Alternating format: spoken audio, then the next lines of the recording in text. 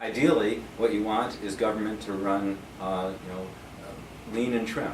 Everybody says that government needs to be leaner and meaner. I think that government's already plenty mean, and it needs to be leaner, cleaner, and greener.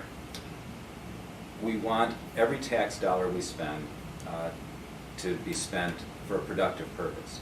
The real crisis we're facing right now is a crisis of confidence in Illinois government, in part because of the corruption that we've seen and the greater corruption that's sensed. And so any tax increase, income, sales, whatever, is unpalatable to the general public right now, or at least a lot of the general public, because there's no confidence that government is operating fairly.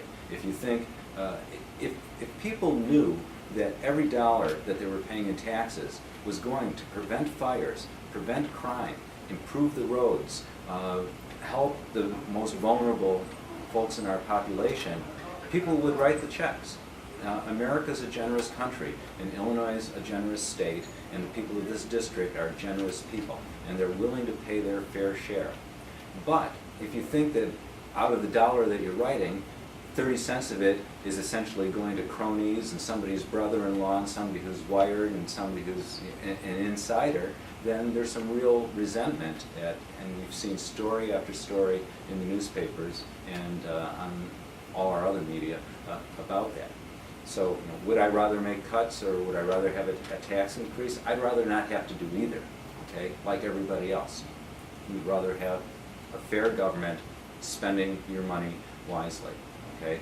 What I will try to do to the best of my ability is find and identify those areas where I think we can make cuts,